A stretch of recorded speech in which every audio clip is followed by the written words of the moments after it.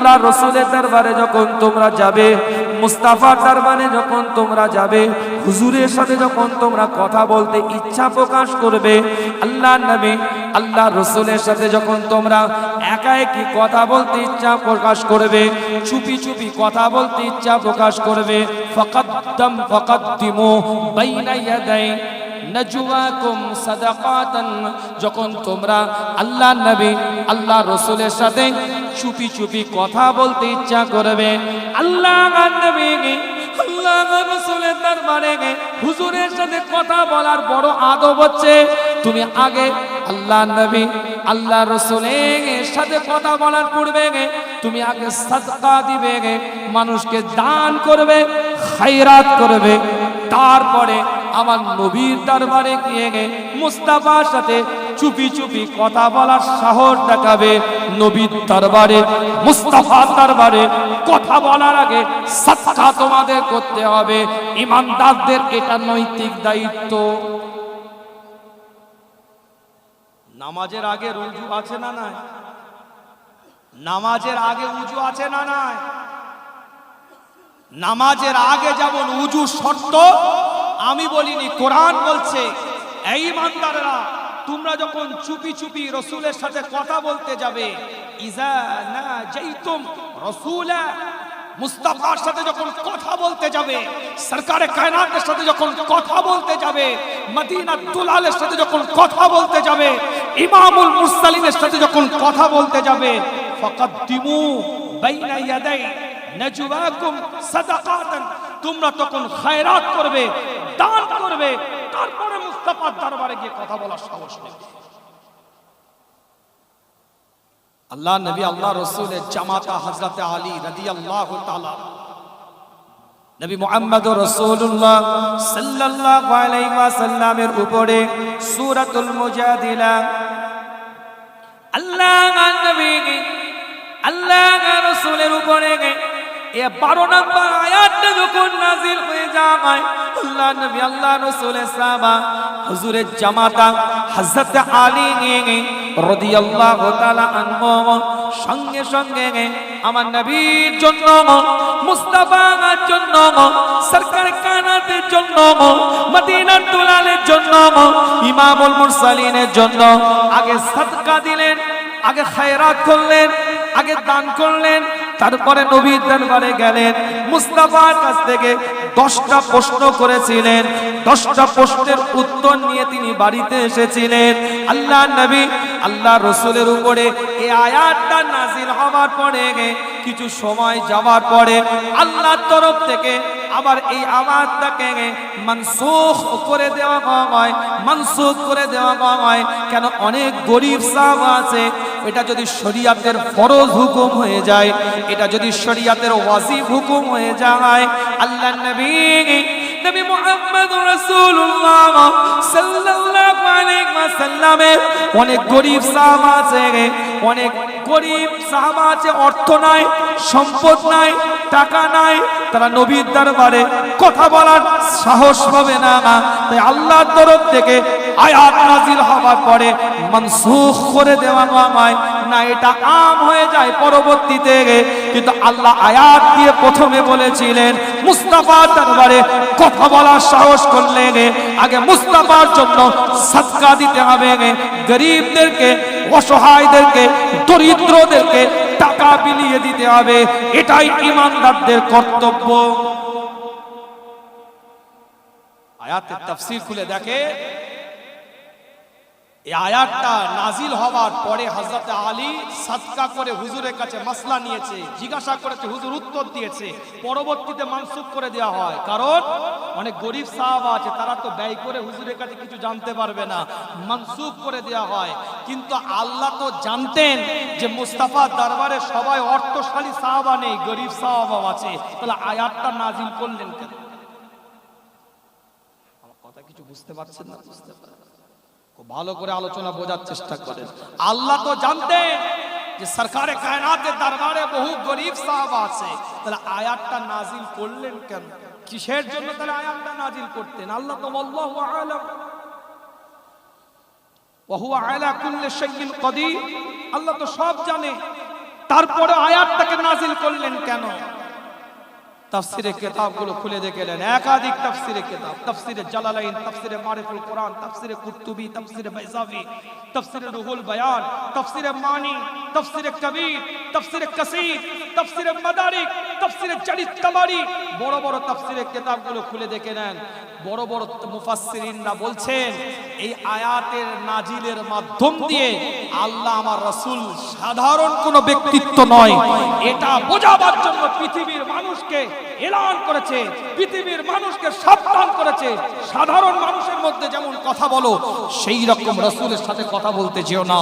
নবীর সাথে কথা বলার আগে তুমি সদকা করো, এটা আম ডিক্লেয়ার করলেন, জানিয়ে দিলেন মুস্তাফা সাধারণ নয়, অসাধারণ একজন ব্যক্তিত্ব। কিন্তু আমি আল্লাহ পরবর্তীতে মানসুখ এজন্যই করলাম, এটা সবাই পেরে উঠবে না, তাই ইন জেনারেল নবীকে তোমাদের জন্য আমভাবে তোমরা কথা যেন বলতে পারো, সেই আইনটাও আমি আল্লাহ দিয়ে দিলাম। কথা বোঝা যাচ্ছে না? বোঝা যায় না? এটা আলোচনা করব তো নাকি না চাঁদার দিকে চলে যাব? কে কে শুনবেন? এটা ডিপে যাইনি, অনেক কিছু বক্তব্য পড়ে আছে। আমার বিষয়বস্তু আলোচনা বুঝেছেন? আমি নবীর দরবারে যাবা আর আহলে বাতিলের মানুষ রাসূলের দরবারে যাবা, আহলে তাসাউফের মানুষ নবীর দরবারে যাবা, দুটোর মধ্যে পার্থক্য আছে। আমার কথা কিছু বুঝতে পারছেন? আপনি রাসূলের দরবারে যাবা আর একজন তরিকাপন্থী মানুষ, আহলে বাতিলের মানুষ, চার তরিকাতের মুকাম্মাল পীর মাশায়েখ ওলিয়া আউলিয়াদের সোহবত আপনার জীবন তৈরি করেছে, সেই মানুষটা নবীর দরবারে যাওয়া, এই যাওয়ার মধ্যে আসমান আর জমিন পার্থক্য আছে। আমার কথা সাবজেক্টটাকে বুঝে নেন। এই পার্থক্যটা বোঝাবার জন্য একটা আয়াত বললাম, সূরাতুল 58 নম্বর সূরার 12 নম্বর আয়াতে। কি পার্থক্য? যে নবীর ইজ্জতের খেয়ালের একটা আয়াত, যে নবীর দরবারে কথা বলার আগে সদকা দিতে হতো, কোরআনের আয়াত। তারপরে নবীর দরবারে কথা বলা। আল্লাহ নবী আল্লাহ রাসূলের সাহাবা হযরত সাঈদ বিন ইয়াজিদ রাদিয়াল্লাহু তাআলা আনহু থেকে হাদিসটা রিওয়ায়াত। আল্লাহ নবী মুহাম্মদ রাসূলুল্লাহ সাল্লাল্লাহু আলাইহি ওয়াসাল্লামের সাহাবা মসজিদে নববীতে বসে আছে, মসজিদে নববীতে অবস্থান করে আছে। হযরত সাঈদ ইবনে ইয়াজিদ, সাঈদ বিন ইয়াজিদ রাদিয়াল্লাহু তাআলা আনহু, আল্লাহ নবী আল্লাহর রাসূল যেখানে ঘুমিয়ে আছে, তাজেদারে হারাম যেখানে নিদ্রা যাচ্ছে, মদিনার দুলাল যেখানে ঘুমিয়ে আছে, হায়াতুন নবী জিন্দা নবী মুস্তাফা যে জায়গাটায় ঘুমিয়ে আছে, রওজা আতহারের মধ্যে এখনো পর্যন্ত আল্লাহ নবী আল্লাহ রাসূলের দরবারে পরিষ্কার করে তিনটা আয়াত আল্লাহ পাকের তরফ থেকে এখনো পর্যন্ত লেখা আছে। মুস্তাফার দরবারে আদবের দিকে লক্ষ্য করে তিনটা আয়াত পর পর লেখা আছে।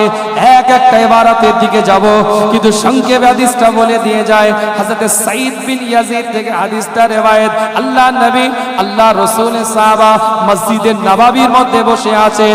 হযরত কিতাবের রিওয়ায়াতের মধ্যে পাওয়া যায়, সাঈদ বিন ইয়াজিদের পিছন দিক থেকে কে একজন পাথর ছুঁড়ে মেরেছে, একটা কাঁকড় ছুঁড়ে মেরেছে, ইশারা করার জন্য তার দিকে যেন ফিরে তাকায়, এই জন্য একটা পাথর ছোট্ট টুকরো পিছন দিক থেকে মেরেছে।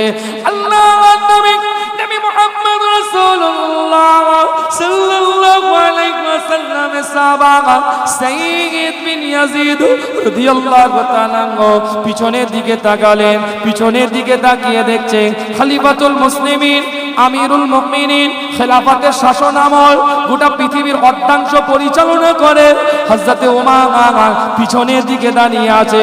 হযরত ওমর পাথরটা ছুঁড়েছে, হযরত ওমর কাঁকড়টা ছুঁড়েছে। সাঈদ বিন ইয়াজিদের দিকে লক্ষ্য করে আল্লাহ নবী আল্লাহর রাসূলের সাহাবা খলিফাতুল মুসলিমিন আমিরুল মুমিনিন হযরত ওমর ফারুক রাদিয়াল্লাহু তাআলা আওয়াজ আওয়াজ দিয়ে বলতে থাকে, সাঈদ বিন ইয়াজিদ ওই মানুষ দুটোকে একটু বলো, ওই মানুষ দুটোকে একটু ডেকে পাঠাও, ওই মানুষ দুটোকে একটু ডেকে পাঠাও। ওই দুজন ব্যক্তিকে আমি চিনতে পারছি না।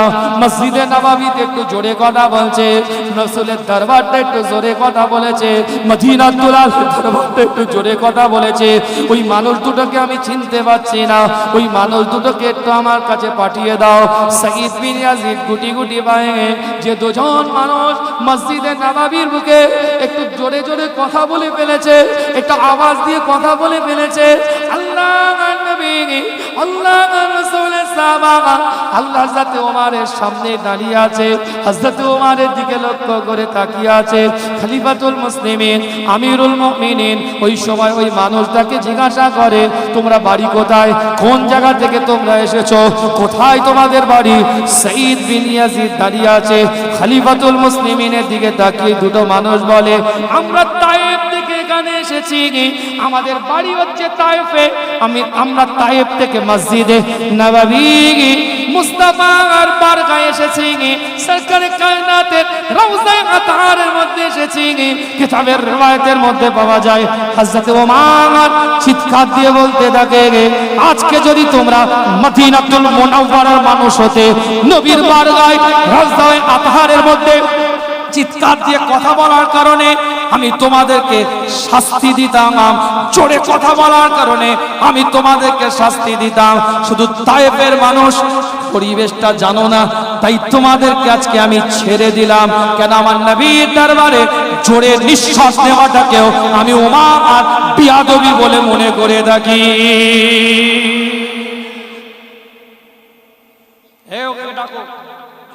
কোথায় বাড়ি? তায়েফে। বলে মদিনার মানুষ হলে তোমাদের শাস্তি দিতাম, কিন্তু তায়েফের মানুষ পরিবেশ হালচাল জানো না, ছেড়ে দিলাম। কেন আমি ওমর মনে করি এটা মুস্তাফার বারগাহ, এখানে জোরে নিঃশ্বাস নেওয়াটাও বিয়াদব। চিৎকার দিয়ে বলা যাবে না। আরে লাইলাতুল কদর, লাইলাতুল কদর বলছেন, মাশাআল্লাহ আল্লাহ কবুল করেছে, কিন্তু লাইলাতুল কদর হয়েছেও তো আমার রাসূলের ওসিলা। আসবো শানে নজুলটা খুলে দেখবেন, কোরআন শরীফে 97 নম্বর সূরা সূরাতুল কদরের শানে নজুলটা খুলে দেখবেন। আমি একটা সাবজেক্ট শুনবেন তো নাকি? সব ঠিকঠাক আছে তো? একটু নেড়ে চেড়ে বসেন, খাইয়েও দিয়েছি, ইফতারও করিয়েছি, সবই করিয়েছি, একটু তো ওয়াজ শুনতে হবে রে বাবা। কি ভাই কথা ঠিক না বুঝ? আল্লাহ পাক কবুল করেন। আবার 33 বছর পরে হবে রমাদানে, 21, 22, 23, 24 বনগাড়ি সালে সাবা, এই 33 বছর পরে হবে, 33 বছর পরে। আমার কথা কিছু বুঝতে পারছেন? লা তারফাউ আসওয়াতাকুম ফাওকা সাউতিন নবী, কোরআনের আয়াত। কিতাবটা খুলে দেখেন, বানওয়াটি আলোচনা আপনাদের খিদমতে নয়। আল্লাহ নবী, নবী মুহাম্মদুর রাসূলুল্লাহ সাল্লাল্লাহু আলাইহি ওয়াসাল্লামের সম্পর্কে আল্লামা ইকবাল এলান করে দেন, আল্লাহর নবী, নবী মুহাম্মদুর রাসূলুল্লাহ সাল্লাল্লাহু আলাইহি ওয়াসাল্লামের সম্পর্কে বিখ্যাত কবি আল্লামা ইকবাল বলছে, আমার রাসূলের শরীর মোবারকটার মধ্যে যে কাপড়টা হুজুর পরিধান করে থাকতো, আমার রাসূলের শরীর মোবারকের মধ্যে যে জুব্বা মোবারকটা হুজুর পরিধান করে থাকতো, আমি ইকবাল মনে করি আমার নবী কাপড় মোবারকটাকেও যদি কেউ ময়লা কাপড় পরেছে রাসূল বলে, এটাকেও আমি বিয়াদবি মনে করে থাকি। কিছু বক্তা বেরিয়েছে, কথার কোনো মাধুর্য নেই, ভাষার কোনো লিমিটেশন নেই। আল্লাহ কোরআনের মধ্যে বলছেন, মা ইয়ালফিজু মিন কাওলি ইল্লা লাদাইহি রাকিবুন আতীদ। কথার কোনো মাধুর্য নাই, একটা কথা আল্লাহ কোরআনে ডাইরেক্ট বলছে, লা তাকুলুর রায়না অকুলু উনজুরনা। কোরআন খুলে দেখেন, শানে নজুল খুলে দেখেন, কেন আয়াতটা নাজিল হলো।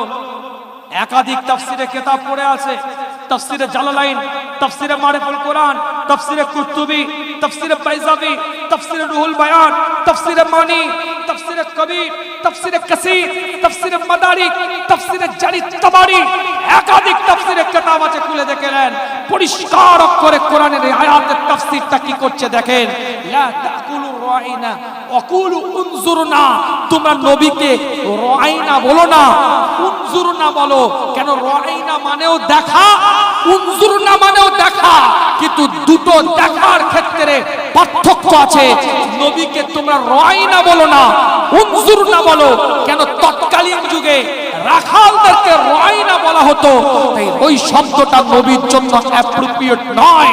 শব্দের অর্থগত দিক থেকে এক হলেও কিন্তু নবীর জন্য ওই কথাটা মানানযোগ্য নয়, সৌন্দর্য নয়। ওটা রসুলের জন্য ওই কথাটা সৌন্দর্য লাগে না। তাই কোরআন দিয়ে আল্লাহ বলছে লা তাকুলুর রাইনা ওয়াকুলু উনজুরনা। ওই যুগে রাইনা রাখালদেরকে বলতো তোমরা উনজুরনা বলো, আমার রাসূলকে রাইনা বলে আখ্যায়িত করো না। চলে আল্লাহ নবী আল্লাহ রাসূলের সাহাবাদেরকে নিয়ে আলাপ আলোচনা করে।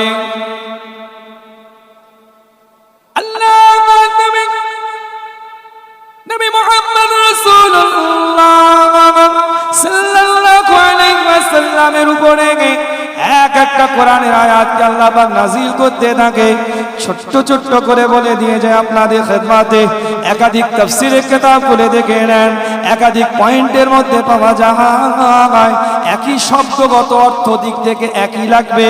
শব্দগত অর্থ হচ্ছে সমর্থবোধক, অর্থাৎ একই রকম অর্থ, কিন্তু নবীর জন্য প্রযোজ্য হবে না, মুস্তাফার জন্য প্রযোজ্য হবে না, সরকারে কায়নাতের জন্য প্রযোজ্য হবে না, মদিনা দুলালের জন্য প্রযোজ্য হবে না, ইমামুল মুরসালিনের জন্য প্রযোজ্য হবে না।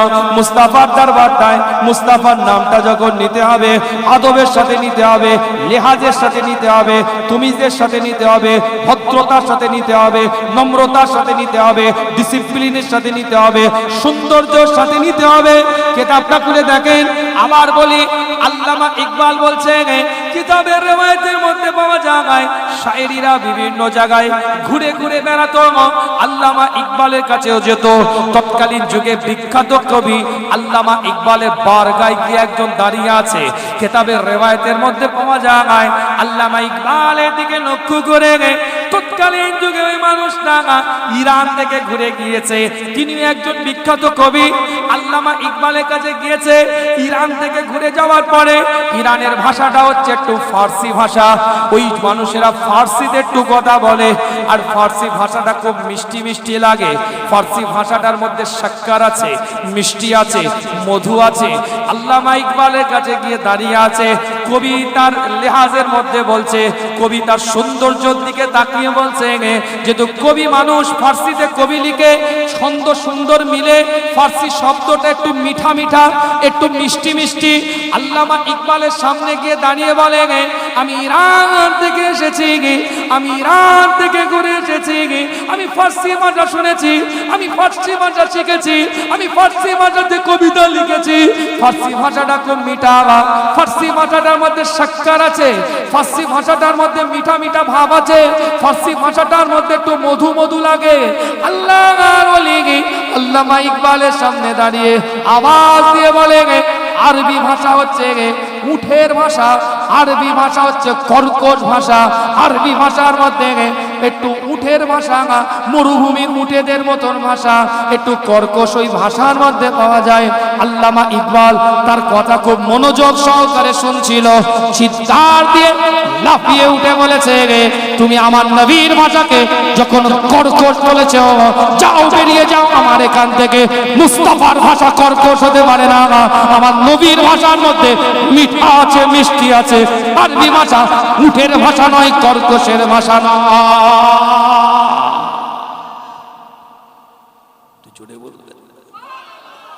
খুব ভালো করে বুঝবেন, আরবি ভাষা আমার নবীর মুখ থেকে বেরিয়েছে।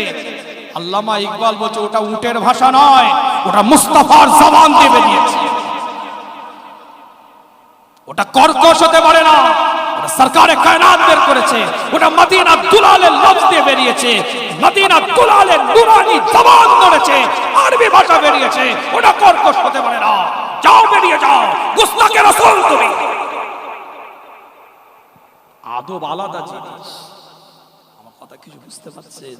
আদব আলাদা জিনিস। আদবের জায়গা তৈরি করতে হবে। আদবের জায়গা যদি তৈরি না করতে পারে, সব বেকার হয়ে যাবে। আল্লাহ নবী আল্লাহ রাসূলের সাহাবা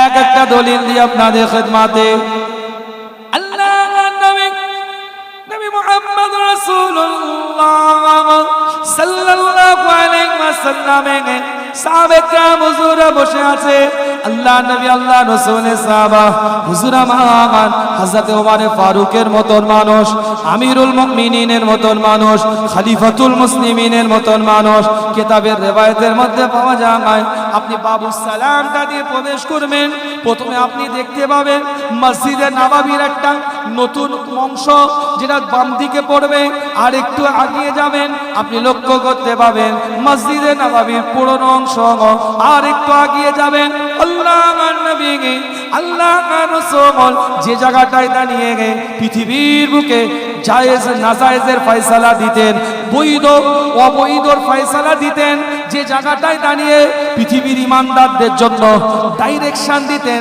পৃথিবীর ইমানদারদের জন্য পথ দেখিয়ে দিতেন পৃথিবীর ইমানদারদের জন্য রুট বলে দিতেন ইসলামের পার্লামেন্ট মুস্তাফার মেম্বার সরকারে কায়নাতের মেম্বার মদিনার দুলালের মেম্বার ইমামুল মুরসালিনের মেম্বার ইমামুল হুদার মেম্বার হুজুরের মেম্বার থেকে হুজুরের বাইত পর্যন্ত যে খালি জায়গাটা ওই জায়গাটাকে বলা হয় রিয়াজুল জান্নাহ একটা জান্নাতের টুকরা যারা ওখানে যাবে তারা যেন জান্নাতের টুকরাটার মধ্যে বসে থাকবে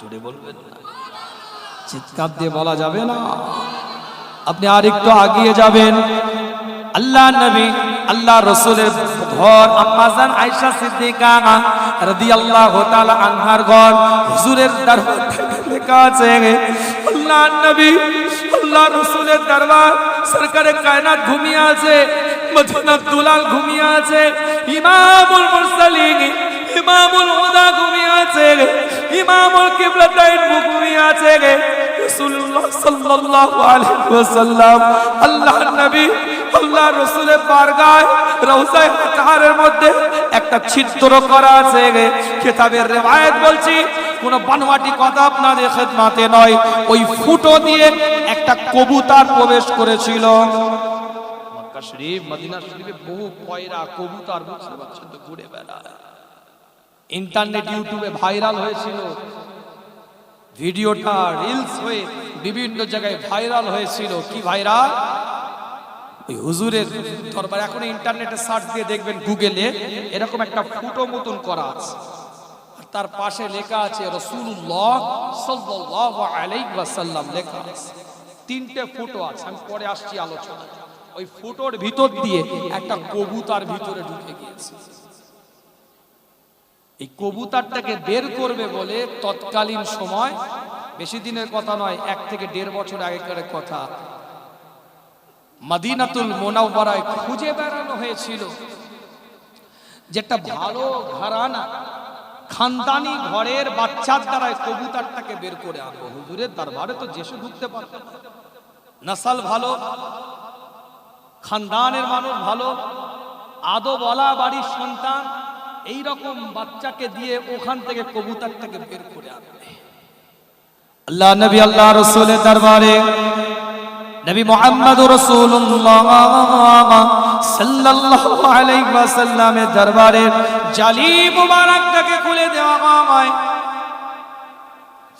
আল্লাহর নবী আল্লাহ রাসূলের দরবারে জালি মুবারক গেট মুবারকটাকে খুলে দেওয়া হয় হুজুরের জালি মুবারকের ভিতরে ছিদ্রটা দিয়ে একটা কবুতর প্রবেশ করে ওই কবুতরটাকে বের করার জন্য একটা বাচ্চা ছেলেকে প্রবেশ করানো হয় একটা বাচ্চা ছেলে যখন ভিতরের মধ্যে ঢুকেছে কবুতরটাকে ধরে নিয়ে আসছে পয়রাটাকে ধরে নিয়ে আসছে ওই বাচ্চা সন্তানটা যখন কবুতরটাকে বুকের সাথে জড়িয়ে নিয়ে কবুতরটাকে হাতে করে নিয়ে আল্লাহর নবী আল্লাহর রাসূল হায়াতুন নবী জিন্দা নবী কবরে আনোয়ারের ভিতর থেকে হুজুরের কবরে আনোয়ারের ভিতর থেকে মাজারে আতহারের ভিতর থেকে কবুতরটাকে নিয়ে যখন বাইরে আসছে বাচ্চা ছেলেটা পাগলের মতো কাঁদতে থাকে কাঁদতে কাঁদতে বলে হাজা হায়াতুন নবী, হাযা হায়াতুন নবী, হাযা হায়াতুন নবী। তার মুখে আর কোনো কথা নাই, মুস্তাফা জিন্দা, মুস্তাফা জিন্দা, মুস্তাফা জিন্দা বলে চিৎকার দিতে থাকে।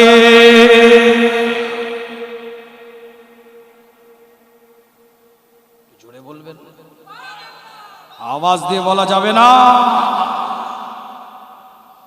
চার ইমামের এক ইমাম, ইমাম মালিক রাহমাতুল্লাহ আলাইহি, আল্লাহর নবী নবী মুহাম্মদুর রাসূলুল্লাহ সাল্লাল্লাহু আলাইহি ওয়াসাল্লামের মসজিদে নববীর মধ্যে দর্স দিতেন।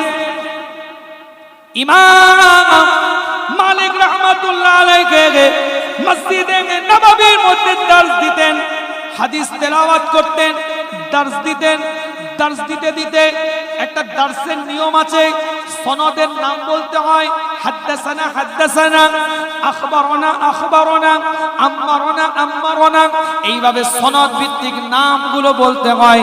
কে কার থেকে রিওয়ায়াত করেছে, কে কোন জায়গা থেকে রিওয়ায়াত করেছে, এইভাবে হাদিসের সনদ আছে। সনদের রাবীর রিওয়ায়াতের নামগুলো বলতে হয়। আল্লাহ নবী আল্লাহ রাসূলের মাজার আতহারের পাশে মসজিদের নববীর মধ্যে আল্লাহ নবী আল্লাহ রাসূলের মাজারের সংলগ্ন হযরত ইমাম মালিক রাহমাতুল্লাহ আলাইহি যখন দর্স দিতেন হাদিসে, যখন সনদের নামগুলো বলতে বলতে মুস্তাফার নাম যখন বলবে, অর্থাৎ নবী থেকে সাহাবা রিওয়ায়াত করেছে, সাহাবা থেকে তাবিঈ রিওয়ায়াত করেছে, তাবিঈ থেকে তাবে তাবিঈ রিওয়ায়াত করেছে, তাবে তাবিঈ থেকে আইমে মুস্তাহিদিন রিওয়ায়াত করেছে, আইমে মুস্তাহিদিন থেকে ইমাম গাউস কুতুব এভাবে রিওয়ায়াত হয়েছে। যখন আমার নবীর নামটা বলতেন, যে এই জায়গা থেকে সাহাবা থেকে রাসূলের নামটা যখন বলবে, অর্থাৎ ক্বালা রাসূলুল্লাহ সাল্লাল্লাহু আলাইহি ওয়াসাল্লাম বা আন্নান নবী সাল্লাল্লাহু আলাইহি ওয়াসাল্লাম, আমার নবী থেকে রিওয়ায়াত করা হয়েছে বা হুজুর বলেছে।